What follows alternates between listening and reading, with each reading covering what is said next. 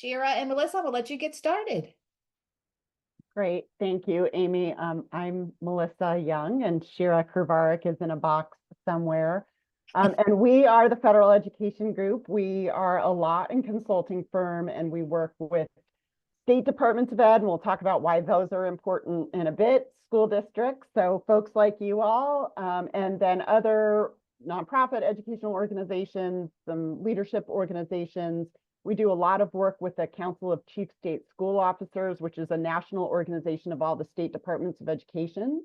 So that gives a little background on sort of who we work with. Fun fact is that we worked for 1 year at a State Department of Education, and that's all we lasted. So then we came and started our own practice. And basically, our name is not particularly original. What we do are all of the major federal K through 12 education programs, which are things like the Elementary and Secondary Education Act. We'll talk about what some of these things are, but that contains Title I, Title II, Title III, some of those which you may have heard of. IDEA, which is for students with disabilities, and Perkins, which is career and technical. So we do all of those. We did all of the COVID relief money, as well as some of the federal grants management requirements that are outside of those laws. We'll talk about that as well. And as I mentioned, we worked for 1 year inside a State Department of Ed, an SEA, a state educational agency. You all are local educational agencies, school districts. And before that, we were together for 10 years at another law firm before we started our own. So that's our quick overview. So this is all going to sound obviously very familiar to all of you because you're all living this. But as you know, the pandemic and following the pandemic has created new challenges. It's exacerbated existing challenges.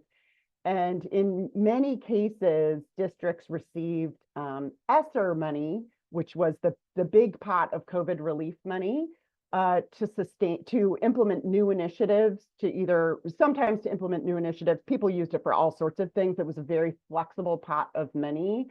And we keep getting asked a lot of questions. Well, how are we going to sustain some of those initiatives?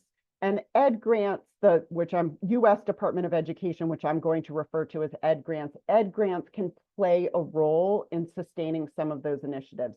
To be perfectly honest, they are absolutely not going to be the entire piece because ESSER was such a massive infusion of funds, and your normal recurring year-to-year Ed grants just don't constitute that much of your budget. But what we've seen is that there's a lot of misperceptions about how these funds can be used.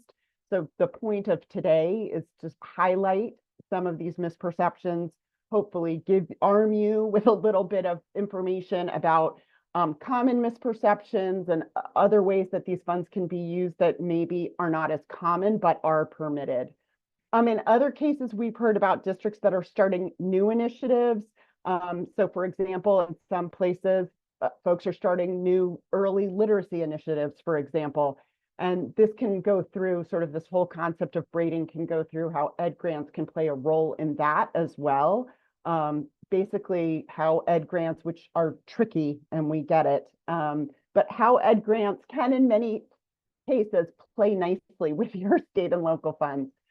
The other thing that I wanted to say, and I forgot to ask you, Amy, but if the chat function is working, if you have questions along the way, feel free to put that in the chat.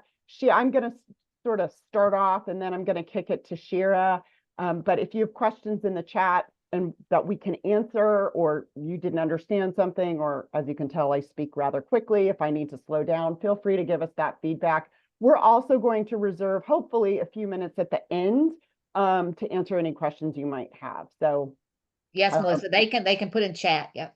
Perfect. Okay. So feel free to use the chat if that's helpful, and we can go to the next slide.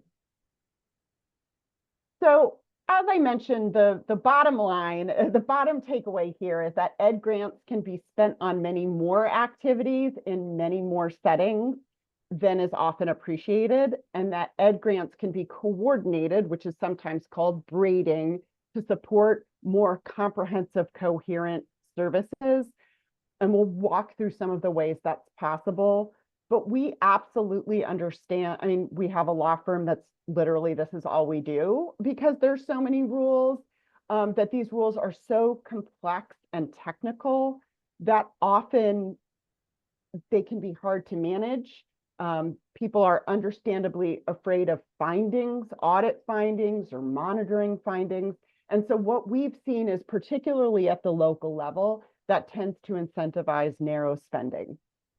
So hopefully we can at least, you know, have potentially the start to a glide path about other options that you may have that you may not know about. But very importantly, you know, Cher and I we do a lot of compliance. We'll talk about compliance, but one of the things, and I'm sure this is going to sound very obvious to all of you, but one of the things that we think matters so much is there's, you know, at least two kinds of risk to talk about when we're thinking about federal grants. One is certainly compliance risks. There are absolutely compliance risks. We think those are manageable, and we'll talk about some ways to manage them, and understanding what the rules are is part of that. But there's certainly compliance risks, and you know, we help people comply, so we take those seriously. But there's also student risks. And, you know, when we've seen districts, because they're understandably scared of changing their spending pattern because they haven't gotten in trouble, but their student outcomes aren't great, that's another kind of risk. And that's why we think you being here is so important. And we can go to the next slide.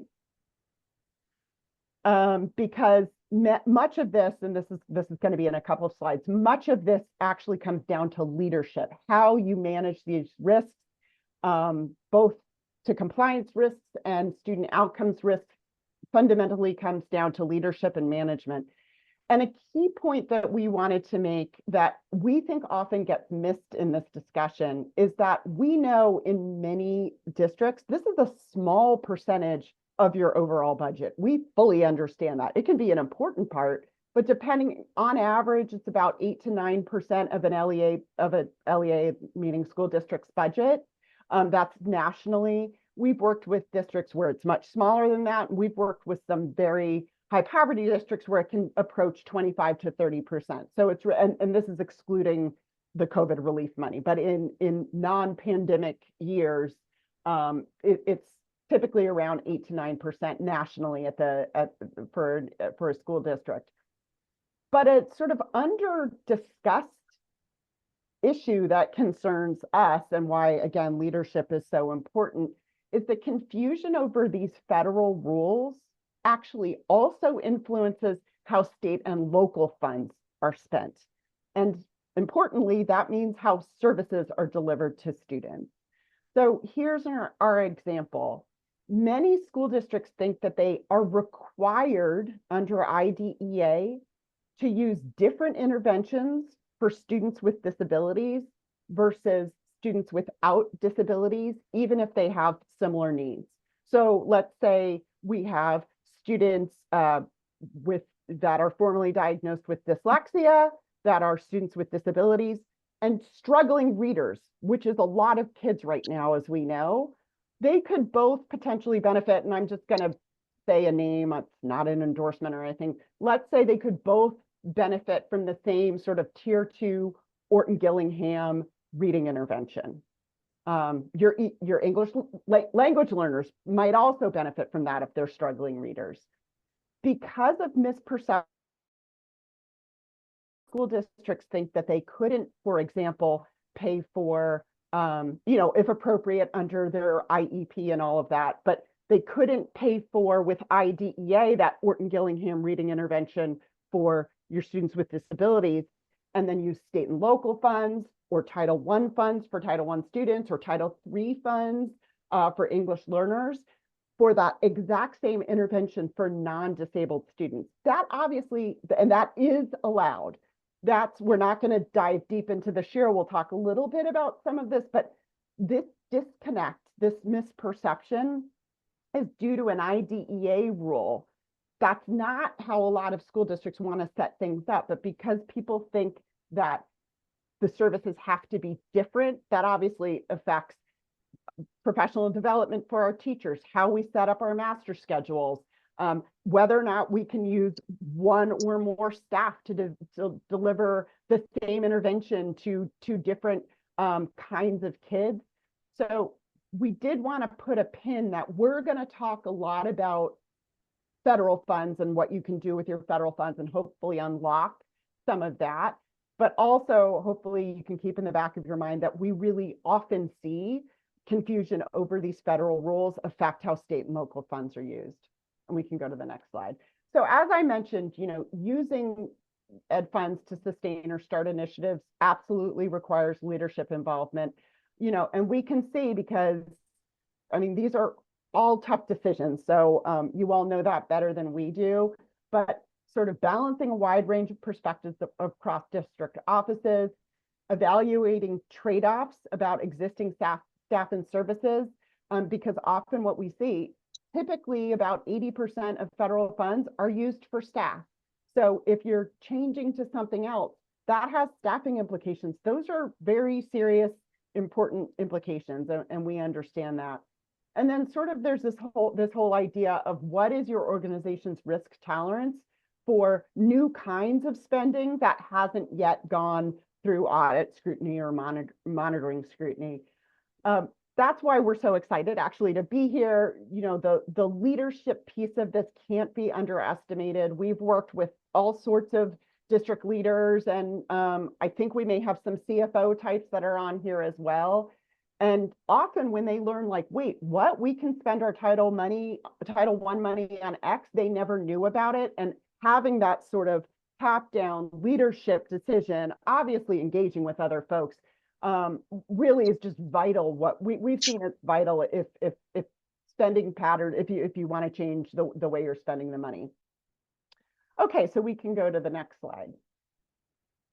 So sort of the basic considerations is that this is a really short period of time. Shira and I do much longer training, so this is super short.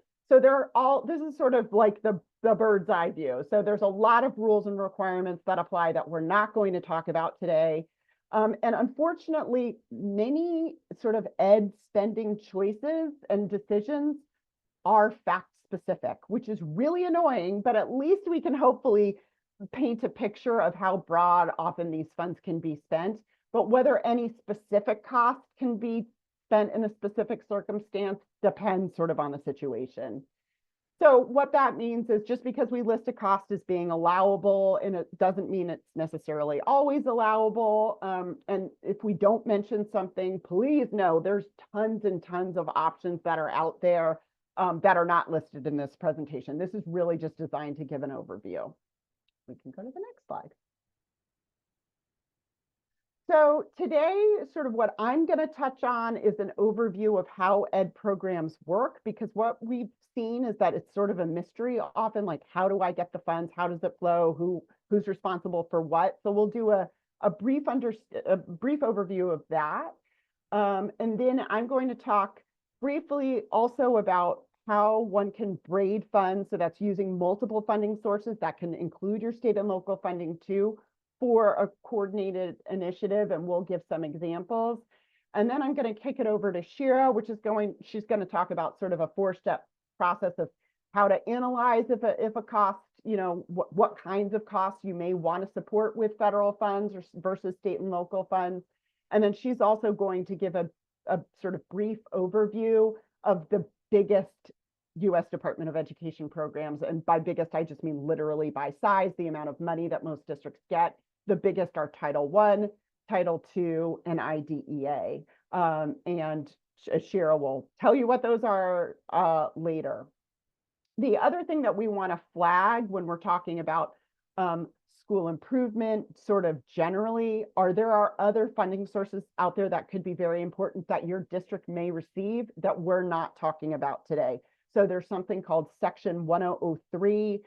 Different states call that different things, but those are federal school improvement funds. Districts that have schools identified for improvement under their accountability system, those districts are eligible for those funds to support their schools. Title IV in some places is a fairly big program, 21st Century, which is for after school that can be a program. And then Perkins, as I mentioned before, which is career and technical education. So there's a lot of funding sources out there, but we're just going to concentrate today on the 3 largest funding sources. And we can go to the next slide and the next slide. Okay, so this is sort of an overview, like, what do you have to deal with? What are we looking at? And we know that you all are very busy and hopefully are actually not poring over any of these laws. So we're very realistic about you know, who is looking at what, but I do think some table setting can be helpful.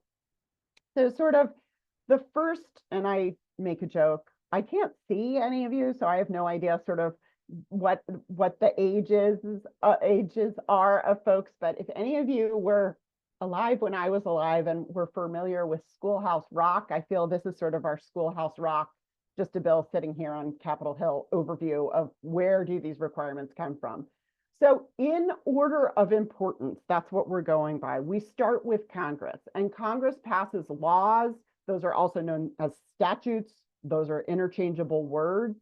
And those are the laws you have heard of. So ESSER was the big COVID relief program. ESEA, the Elementary and Secondary Education Act of 1965. That started in 1965. That's where Title I, Title II, Title III, Title IV, 21st century, a bunch of those programs live. We have IDEA, it's its own law. We have Perkins. So those are program laws, and those sort of, and I'll talk more about what those do, but those are up at the top. We also have laws that can be administrative in nature. And an example of that is something called the General Education Provisions Act. I'll talk more about what that does in a sec. But basically, in terms of if we're tiering and we're saying what's the most important, the laws are the most important. The next thing we have are regulations, which are done at the executive branch level by agencies, or in this case, OMB, so ED, we're going to talk about too, or the Office of Management and Budget. So these have administrative regulations, these have program regulations, for example, and not all programs have regulations. Title I has regulations, IDEA has regulations. Title II, which is educator quality, does not. And then we have something called the Uniform Grant Guidance, which I'll talk about. But very importantly, an agency isn't allowed to just do a regulation. It has to be tied to something in a statute or a law. They have to have authority to do it. Regulations go through a whole formal process, which I'm sure some of you know about. There's typically notice and comment period. And then regulations, once they are finalized, do have the force of law.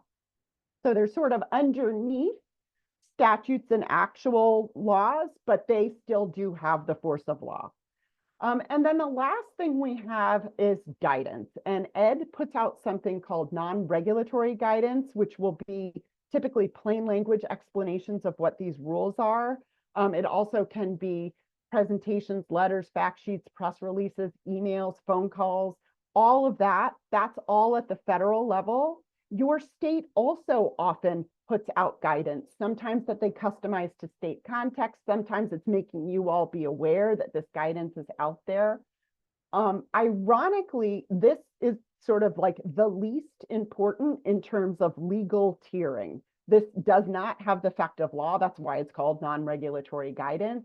However, in practice, what we've seen is guidance tends to actually have the biggest impact on how people spend funds, because it's much more accessible because it's typically in plain, when done well, it's written in plain English and people can understand what the rules are. And often it's also filling in blanks that maybe the statute or the regulations didn't address. So questions that ED has received, or in the case of your state Department of Ed, questions that your state Department of Ed may have received. And the point of guidance is sort of to help people administer these programs. So that's sort of the tiering of how this all works. And we can go to the next slide. So again, just briefly, program laws. So let's say Title I or IDEA, program laws establish sort of baseline requirements. like how funds must be distributed. Pretty much all of the programs we're talking about today are distributed by a formula. Some can be distributed by a competition. The law sets that out. Which entities are eligible to receive the funds? So is it school districts? Is it community-based organizations? Who can participate in the program? What can the funds be used for, which is what we're going to talk about today. Sometimes a law may have an explicit list. The Title II Part A law has an explicit list of things that you can spend your Title II money on. Sometimes it does not, like Title I and IDEA. Ironically, and Shira will get to this, Congress did that because they wanted Title I and IDEA to be flexible. We know, however, because there's no list, that often actually people lock down their spending because there's confusion sort of over what you can spend the money on. And then there's other compliance requirements. For example, the whole reason we have state standards and assessments is actually because of rules that are in Title I. So it's a condition once your state receives Title I funds, all of those state assessment requirements and accountability requirements kick in. And those kinds of things are in a program law. And we can go to the next slide. And we're not going to spend a ton of time on this today, but just wanted to sort of flag that this is out there.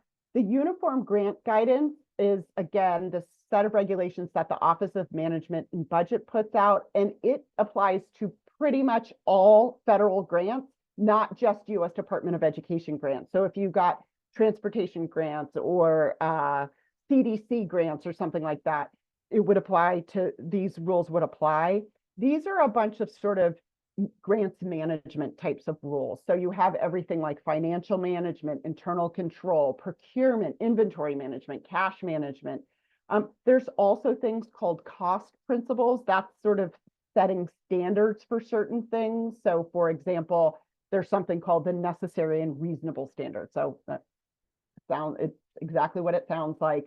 There's prior approval for certain things. If any of you used your ESSER fund for construction, that has to actually be approved by your state department before you do it. That actually comes from the Uniform Grant Guidance. There's certain things that says, hey, you can never spend federal funds on certain things like alcohol, for example, you can never spend federal funds on. That comes for the Uniform Grant Guidance. And then the audit requirements. And for those of you who now receive, the threshold has changed, spend over $1 million worth of federal funds, and that's in the aggregate, not just ed funds, but all of your federal funds together. There are certain audit requirements that kick in. That all comes from the UGG, the Uniform Grant Guidance. There are these other U.S. Department of Education specific regulations called EDGAR, and then GEPA, which I mentioned, which is another law that can affect spending. That has all sorts of things, including there's something called the Tidings Amendment, which basically gives the rules for how long most ed funds can be spent. FERPA, I'm sure a lot of you have heard of, which are those student privacy rules. That actually comes from GEPA, and there's some other rules here. So this is why this is a lot. We get that this is a lot, but this is sort of the universe of where the major rules come from for these funds. And I hope I haven't depressed you all too much. The other thing that I've said, that just to flag here, is that in these ed programs that we're talking about today, these formula programs, all of these major K through 12 programs are known as state administered programs. And basically what that means is that the SEA, so the Virginia Department of Ed, they will get the funds from the U.S. Department of Education, and then they are responsible for giving those funds out to you all and for overseeing compliance. And we can go to the next slide. So basically what this means is that the state has a very, very important role in these programs. And what Shira and I have seen, because we work with states across the country and with districts across the country, is the state's interpretation of federal grant programs and federal grant rules has a massive influence on what you all as LEAs can do in spending your funds. So again, they have a very important oversight rule. If funds are misspent at the local level, it's actually the SEA that legally is on the hook to the U.S. Department of Ed. Now they may try to come back to you all, but the SEA has a very important role. This winds up mattering because we've seen, for example, in some states, and sure we'll get into some of this later, but we've seen, for example, in some states, it's perfectly legal to spend Title I funds on school counselors, for example. But some states don't let their districts do that. So depending on where you are in the country, Title I looks very different. And I think that that's not something, and that state role in that isn't something that's necessarily well understood. So we just wanted to spend a moment talking about that. So basically, Virginia will apply to Ed. Once they get approved, you all know your LAs have to apply to Virginia annually to receive this money. And once you all are approved, you all are responsible for carrying out the program consistent with sort of what you said you were going to do in your application and your budget and complying with all of those requirements. And then the SEA also, and these are all set out in regulations, sort of your responsibility versus the SEA. The SEA also is responsible for ensuring that you all meet those requirements, and they have certain things they are required to do: technical assistance, monitoring, making sure that you all get audits where required, and enforcement where there's non-compliance. So that's sort of how these funds flow. And we can go to the next slide, and then the next slide. So Shira's going to dive into this a bit more, but into the substance of this, but I'm sure you all have heard of this concept of like braiding and blending. And today we're going to talk about braiding, and all that means is using multiple funding sources to coordinate a service. So in that context, and for the fiscal folks who are on this call, in this context, when you braid, each funding source is going to continue to be accounted for separately. So it's not being consolidated into a pool, and each funding source continues to be spent only on permissible activities. But the point is to sort of think of what the collective service is, and then parse out which funding sources can be braided then to pay for certain parts of it. And Shira will walk through a four-step process to maybe how to think about that. But so, for example, to support reading proficiency, and we've seen a lot of work on this, and this is a very simple example, but an LEA could use a combination of IDEA and Title II funds for professional development on effective early literacy practices for struggling readers with and without disabilities. So again, IDEA easily could pay for your special ed teachers. Title II could pay for your gen ed teachers. But I also want to say, and Shira will talk about this more, IDEA can pay for professional development for your gen ed teachers if it's to benefit your students with disabilities. But this is the whole thing. What is the thing you want to do? And then what can my funding source pay for? IDEA can only be used to support students with disabilities. Sometimes that might be gen ed teachers because, of course, students with disabilities spend the majority of their time, hopefully, in the general education classroom. But IDEA could never pay for, typically, there's some exceptions, couldn't pay for a non-disabled student. So again, what's the thing you're thinking of, and then which funding source can pay for it? And we can go to the next slide. So ed regulations themselves permit braiding. Ed itself is excited about braiding and wants to see people use federal multiple funding sources for an initiative. But what we've seen is a lot of times we hear, oh, braiding and blending, we just need to know about braiding and blending. We think, in our experience, the biggest barrier to effective braiding are misunderstandings about what you can use each one of those funding sources for. So for example, I said Title I could pay for school counselors. If you were trying to do like a student wellness initiative or something like that, and in your state, you can't use Title I for school counselors, Title I might be a harder funding source to use. So this is why communication between the LEA and the SEA is so important, and even understanding what the array of your spending options are. And again, I gave this example before. It's this very common misperception. Here's an IDEA example, that IDEA can't pay for a service for a student with a disability if a non-disabled student receives the same service. Again, if that's the perception, either in your district by your federal funds people or your special ed people, or if that's a misperception that your state has, that's really going to limit how you spend not only your IDEA funds, but it's going to actually limit how you spend your other funds too. So we sort of think the first step in doing effective braiding is sort of understanding what these various funds can be used for to their full potential. And we can go to the next slide. So again, this sounds super obvious, but just to say it, so the concept behind this is, rather than typically what we see, because these federal funds are so siloed, is that each one of these funds is budgeted in their own silo. And Shira and I have been to school districts where the Title I folks and the IDEA folks never talk.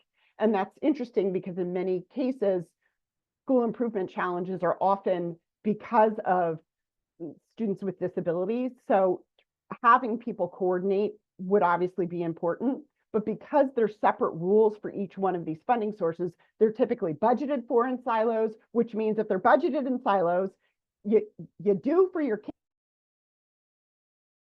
We could have two totally unaligned approaches to reading interventions that are unaligned between Title I, Title III, which is for English learners, and IDEA.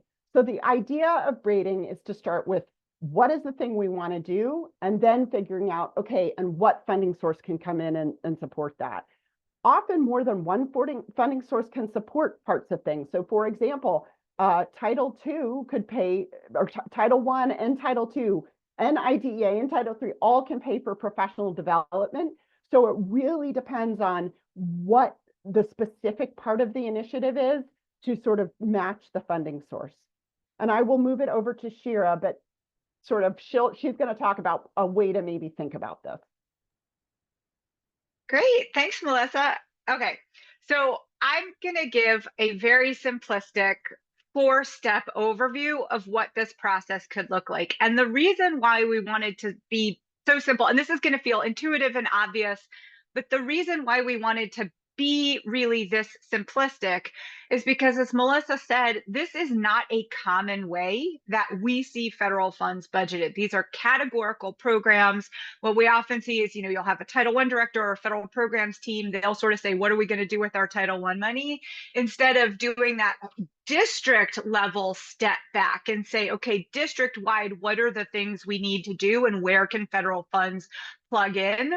So this is sort of I'm going to tease this apart, this simplistic 4-step process. So first thing, as Melissa said, is sort of define the scope of the strategy that the district wants to implement. So here we have a district that's considering investing in new high quality K-2 reading curriculum. The questions we have to ask to start teasing out where can federal funds support is, are we doing this for all of our elementary schools, or are we just homing in on specific schools with specific needs? The reason that's an important question is because if it's something we're doing for all of our schools, that is unlikely a cost that like Title I will be able to support, school improvement dollars will be able to support. Now, if we're homing in just on specific schools with specific needs, maybe those funding sources will be a play. And then would it be a general curriculum for all students or an intervention program for struggling students? Again, it is hard for federal funds. It's not impossible. It's hard for federal funds to touch core curriculum. But once we start talking about interventions or adaptations, now Title I and IDEA can play a role. So these are sort of questions that we want to start to ask because we just want to start getting an idea based on the scope, which programs are potentially at play. Now, a lot of time, what we see is a district will say, okay, I want to do a district-wide initiative. I want it to touch all my elementary schools, and I want it to sort of be general, but also with like intervention supports. And the minute we talk about all elementary schools, the federal programs team will tap out and say, okay, this is not something we can participate in. But before federal programs tap out, we want to get more specific. So within this larger initiative, if it's a universal initiative, so here our LEA has decided we're going to do this for all elementary schools. That doesn't yet mean federal funds aren't there, because now what we want to do is we want to break this universal initiative into its constituent parts. So what are we going to do? We're going to pay for instructional materials. Well, if we're putting instructional materials in all of our schools for all of our students, that's probably something we're going to have to do with state and local funds. But there's more to the initiative, right? There's training school leaders, teachers, and educators in the new curriculum. That is something Title II can absolutely support in whole or in part. If we're talking about training then general educators on how to adapt the new curriculum for the students with disabilities in their class, that's something IDA can pay for. It's something Title II can pay for. It's something Title I can pay for. Same for special educators. Technology, maybe we're going to look at Title IV, hiring instructional coaches. Maybe we're going to look at Title I or Title II, right? So even though we have this universal initiative that doesn't feel like something federal dollars could pay for, once we break it into our constituent parts, now we can start marrying specific costs to specific funding sources. And that's why this is sort of a different way of thinking about planning federal funds. We're not sitting down as a Title I team and saying, what are we going to do with our Title I funds? We're sitting down across perspectives across our district and saying, what are the initiatives we want to roll out and where can Title I help? And Title I, Title II, all that. So you'll see here kind of what I talked about. So to support the costs on the prior side, we're going to have state and local funds paying for the new curriculum, but we're going to use Title II to do PD across the district for all K through 2 teachers. And then we're going to have IDEA funds to provide specialized professional development to any teacher who works with a student with disabilities. That will be our special educators, but it's also going to be our general educators. Here is the hardest part of this whole process, though. All of you are currently getting the grants we're talking about, and you are spending them on things. And so this is where we have to be strategic about what are we going to cut so that we can repurpose funds to spend it more impactfully. So you'll see here sort of the factors, but this is really the hardest part. Surveys show that districts tend to spend their federal funds on the same activities from year to year. There are a lot of reasons why that happens. As Melissa said, these are challenging programs to figure out how to spend. So once you lock on a plan that your state likes and your auditors approve, it feels risky to change. But also, we also know anecdotally from surveys nationwide, about 80% of federal funds are spent on people, right? They're spent on salaries. So when we're talking about repurposing funds, oftentimes there are jobs behind that, and that makes this a delicate conversation.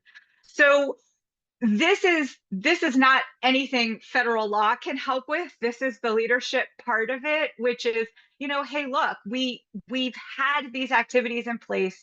We're not seeing the outcomes. We have to make changes, and we need to align spending, and that's communication, that's budgeting. Like, there's a lot that goes behind it. So we don't want to imply that any of this is simple, and you obviously know that better than I do.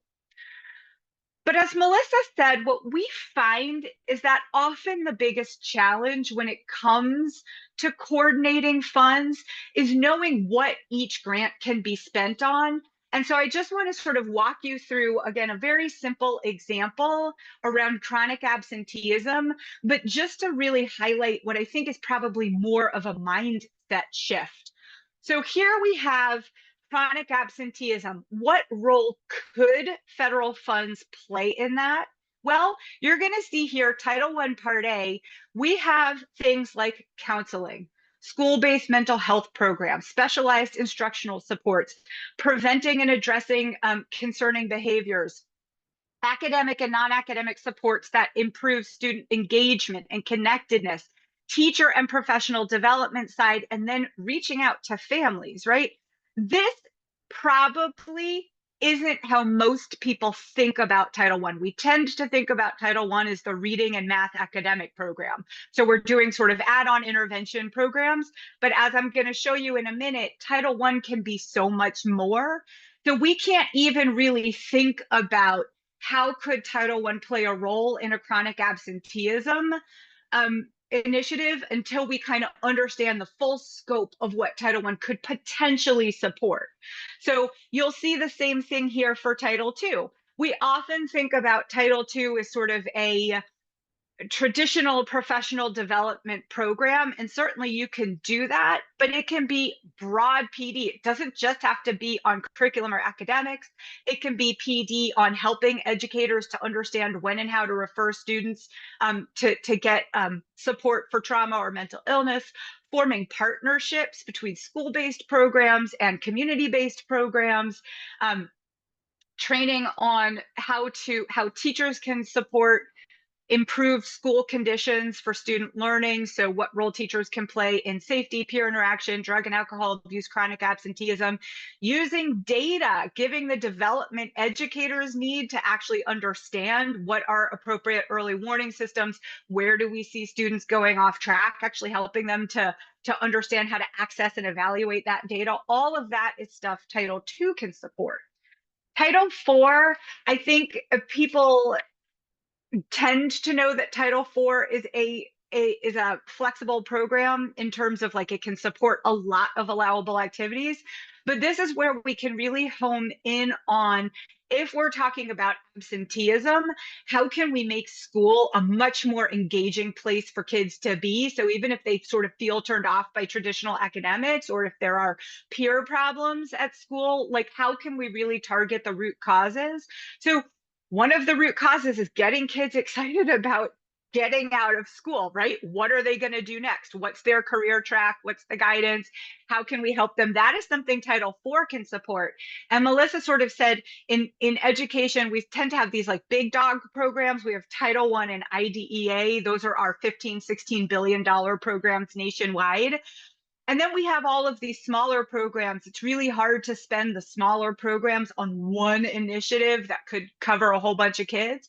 But if you see here, Title IV, Title IV can touch career counseling. Perkins, which is not one of the programs we're talking about, it's the CTE program, that can also do career counseling. Maybe we could think about knitting those two smaller grants together so that we can amplify their reach.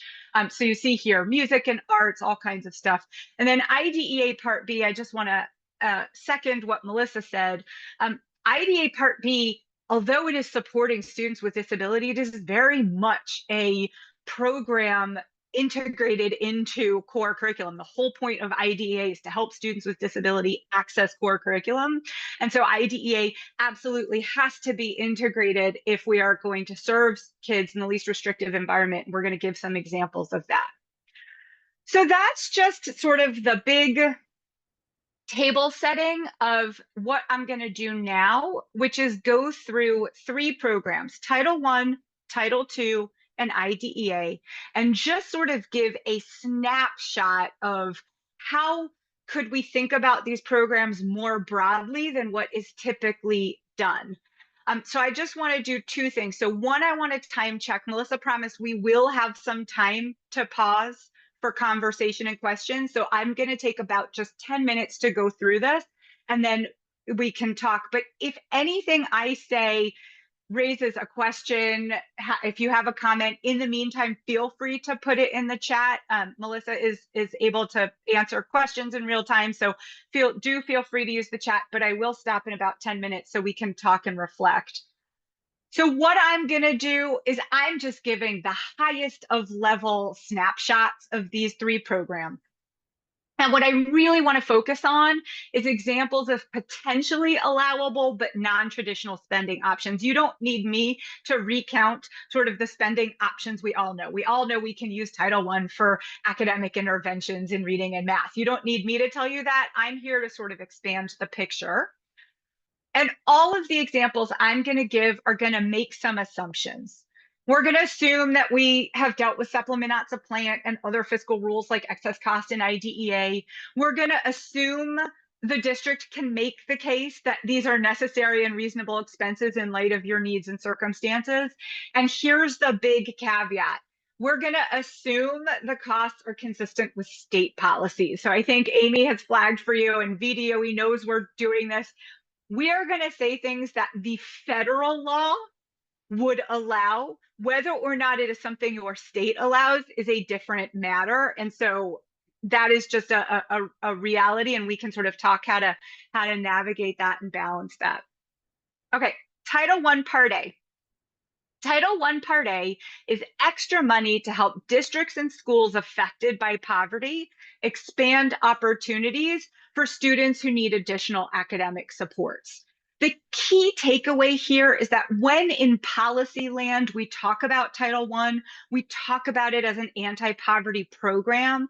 And it is to the extent that the funding formulas that flow money across the country and then into schools is in part driven by income levels.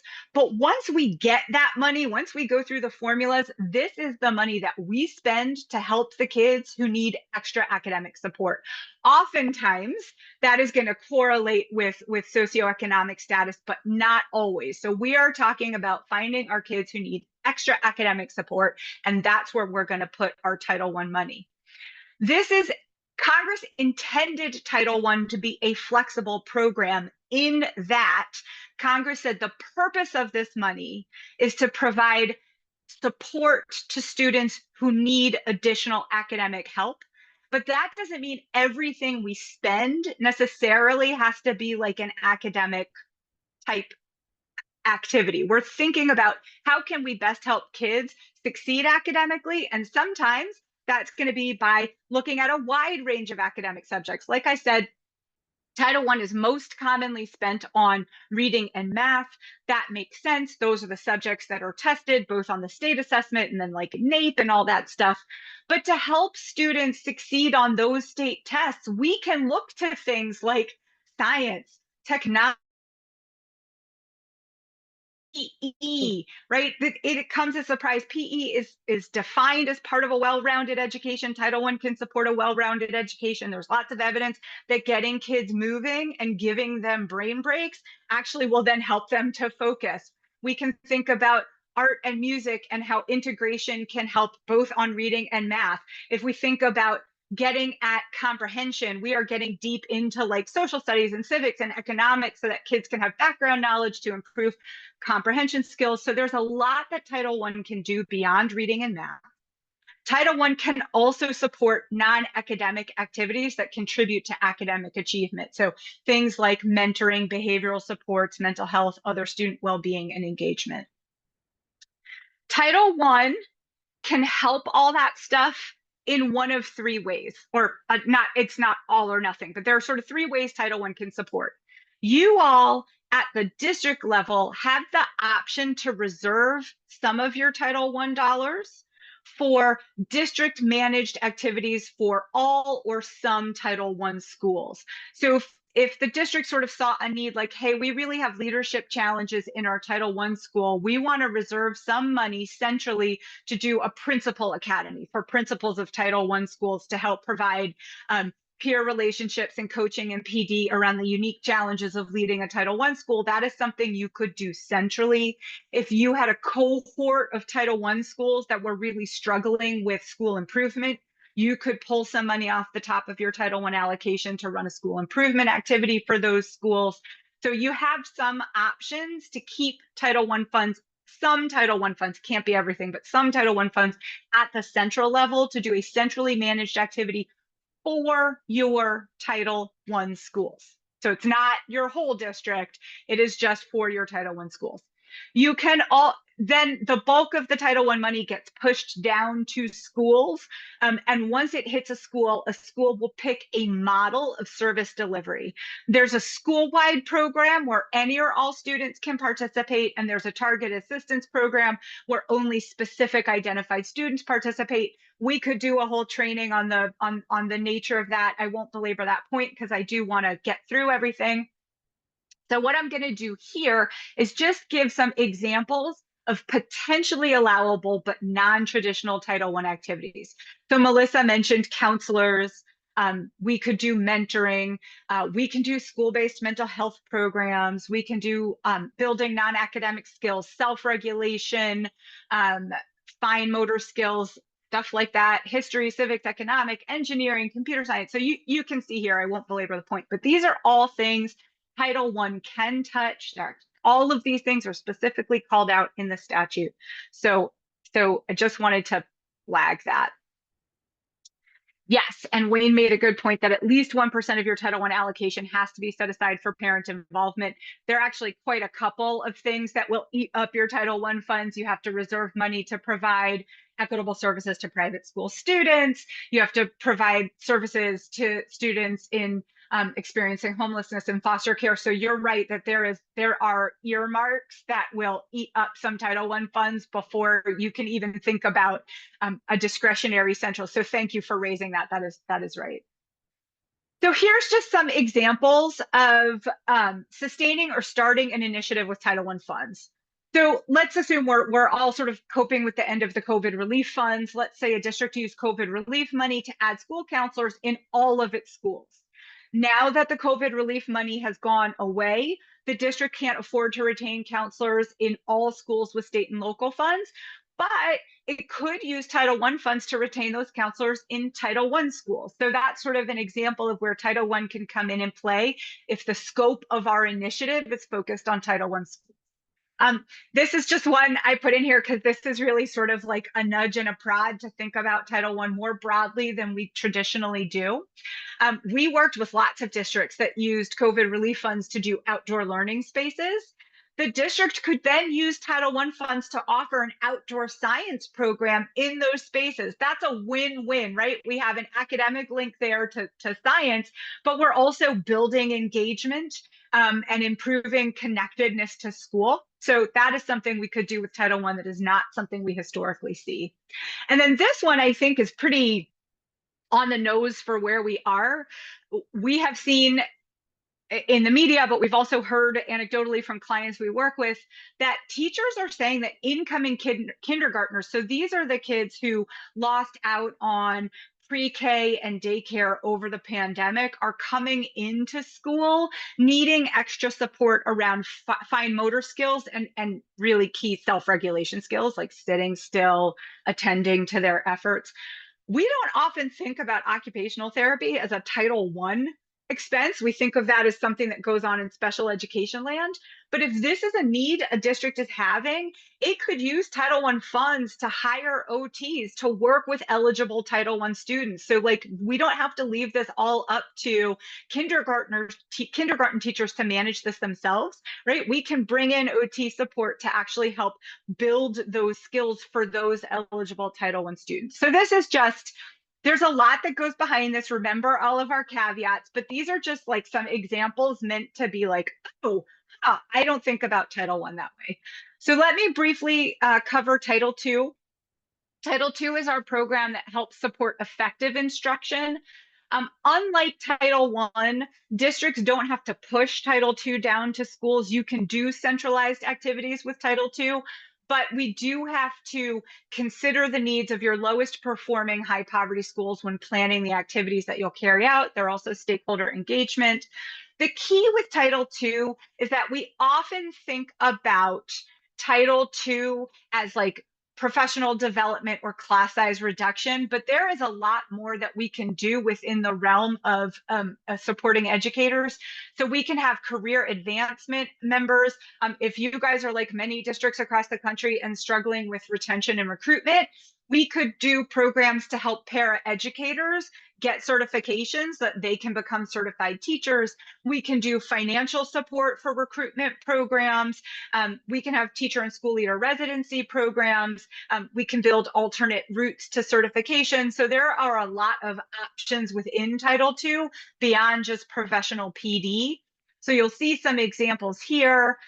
We want to have a high dosage tutoring program with contracted tutors. That's too expensive to sustain, but we could use Title II funds for an induction program that allows teaching candidates to gain practical experience by tutoring students, right? So we get rid of the contracted tutors that we were supported with ESSER funds, but then we could use Title II funds to help our teacher candidates do the tutoring, and that is doubly effective. It's helping the students. It's also helping the teachers to gain experience. You can see here, attendance is a theme we see across the country. We can use Title II funds to train middle and high school teachers on building connections with their students. This gets back to making schools welcoming places.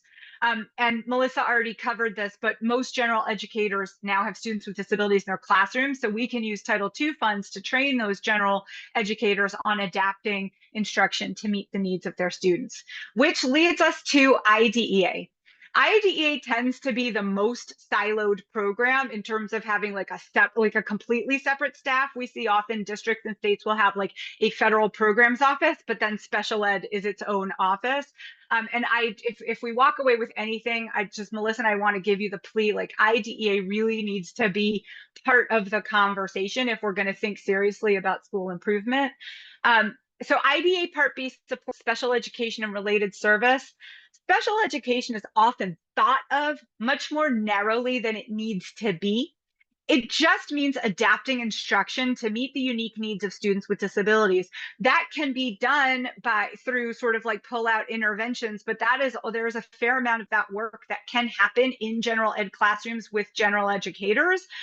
So that is something when we think about where to focus our Title I funds, we really should be thinking about what are the supports we can offer to general educators to adapt the instruction so that students can be served in their core classrooms, minimizing the need for pullout. And you'll see here some of the non-traditional activities. We've covered a lot of this. I do just want to point to the value of dual certification programs. So if you have existing general educators, to help them get certified in special education, and again, special education data, making that part of a broader thing.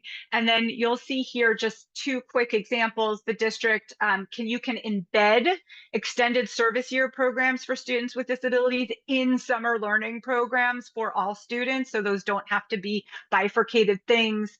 And you can see here self-regulation programs where we're using a combination of Title II and IDE funds. So that is like our super quick overview, but we only have 3 minutes, but I do just want to take a moment to pause if there are any reflections, thoughts. I know that was a lot. You'll have these slides, you'll have the recording, and we have some resources here when you get the slides that sort of cover what we talked about. So I'll stop talking and if there's any questions or conversation. And so I think we might have had a problem with the chat. So does anyone want to come off mute and ask a question?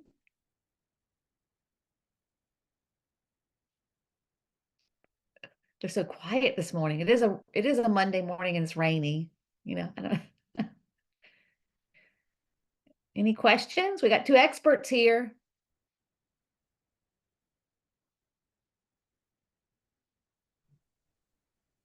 Amy, I don't really have a question, but I would say thanks. And for me personally, you know, I'm always constantly wrestling with, okay, which title program covers what. This was a great overview, and I appreciate you guys sharing the slides. So I think, you know, that'll be a quick reference for when we are looking at what things we can cover.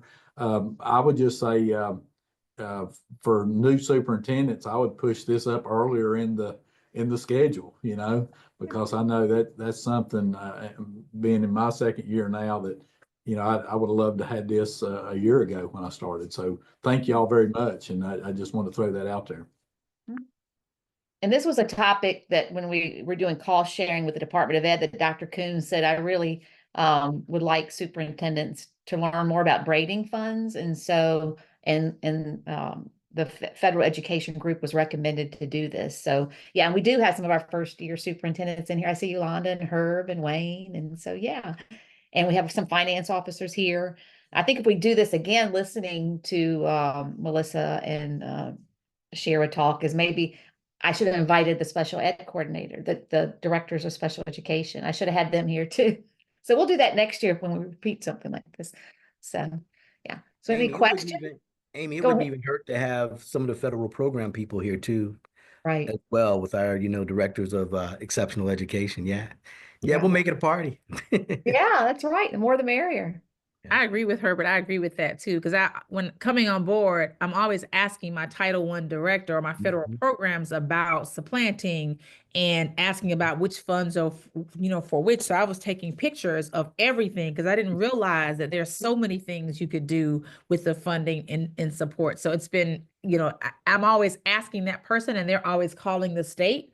So this is very, very helpful in having some additional team members. Maybe when we have this again with the superintendent, maybe to bring 2 people with you on the call would be very helpful as well. So we all hear the same thing from this source. Sounds good. Yeah, my internet froze for a minute, so I think I got everything you said, Yolanda. And Okay. she was there the whole time, so she heard it. Yes, definitely. And I like the stages that the slides with what you could do, how to bring people together and to look at what is it you want to fund, and then bring the right people to the table to say, this is how these parts can fund this. Yeah, that was. And just briefly to flag, we could do a whole thing on supplement, not supplant, but just top line for you to take back to your people is that supplement, not supplant works, which we didn't have time. We do whole literally day-long trainings on supplement, not supplant, but it works differently in different programs. So Title I supplement, not supplant is totally different from Title II's, and IDEA, while it says supplement, not supplant in the program, actually, if you meet your maintenance of effort requirements, these are fiscal rules if you don't know that, but it's one of the things we see people miss is that actually the way, and so if you know how it works, it actually unlocks, to your point, that's how we can sort of unlock the funds. They're like locked behind these complicated fiscal rules, but just to preview, there's different rules depending on the program we're talking about for what's called the same thing, supplement, not supplant. And I know we are over time, but for those of you there, the 2 links, when you get the slides, the 2 links we have on that last slide of the deck, those are guidance documents that have footnotes back to the particular ed guidance program statute. So when you want to sit down with your team and say, hey, we could use Title I on X, and they're like, well, I've never heard that before, there'll be a citation just to help build some confidence for them, so that they can go back and find those things. So those are good resources. And Amy, I'll turn it back to you. So yeah, we'll have to do this again. So before you leave, please, in the chat, if you can see the chat, there's a link to fill out the survey of, it's like a minute, okay? And there might be one question. If you're not a superintendent, you don't have to fill out that one question that asks, does this help you as a superintendent? But I would like you to fill out the rest of that survey. It just lets us know, was this a topic that helps you, and what else you'd like to learn more about. And we will have to do this again. And like you said, make sure we get all the people that we need to attend it. So, but thank you, Shira and Melissa, for doing this. Cindy will have the recording, and then we have the presentation. The slide deck we can make available to everyone. And just want to thank everyone for your time this morning, and have a great day.